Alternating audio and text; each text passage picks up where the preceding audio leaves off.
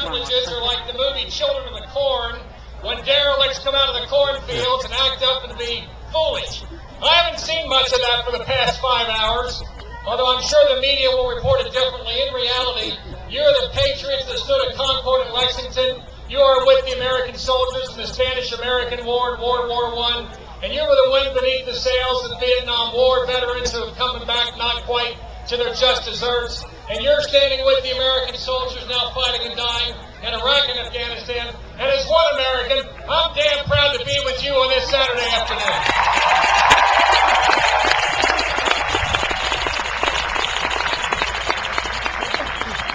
In my life, there's only been a couple times when America was at stake.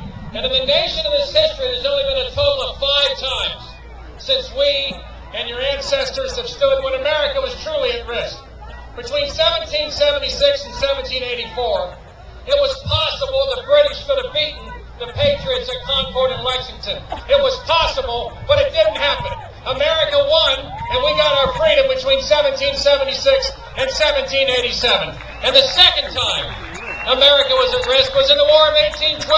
Who can remember the War of 1812? Not too many of us. But those damn Brits again burned down the Capitol, they burned down the White House, and there was a chance that they would get the colonies back. But the Americans then living said, no, not going to happen. We won in 1776, and we won in 1812. The third time America was at risk of losing its identity was during the Civil War, between 1861 and 1865. It was possible America was going to look like Yugoslavia, with several republics.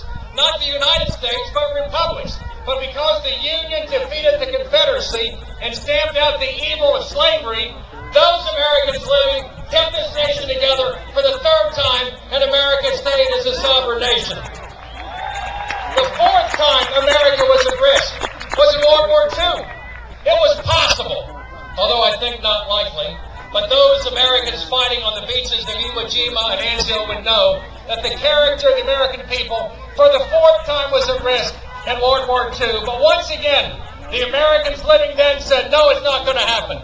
We won in 1776. We won in 1812. We won in 1865. We won in 1945. But now there is a dagger poised at the heart of the American people.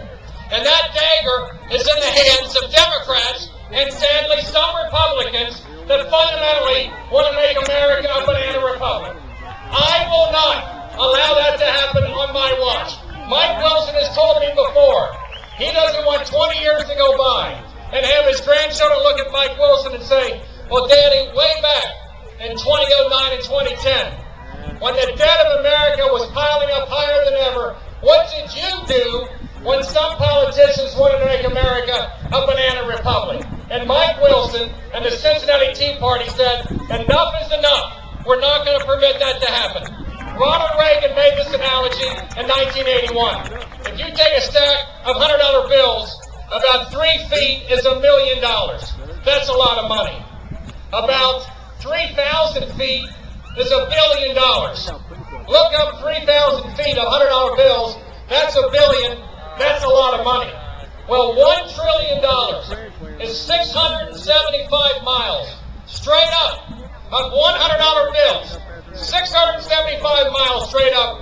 And the Obama administration wants to add 9 of those over the next 10 years. Additional debt on top of the 12 trillion.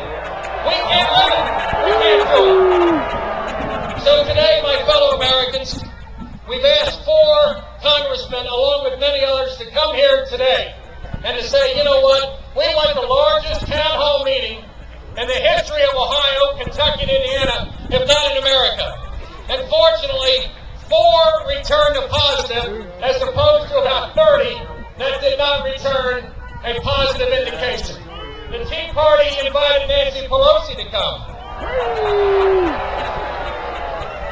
Botox Nancy was not available. The Tea Party invited Senator John Kerry to come, but he was unavailable. The Tea Party invited Governor Ted Strickland to come, but he was unavailable. The Tea Party invited Congressman Steve Treehouse to come,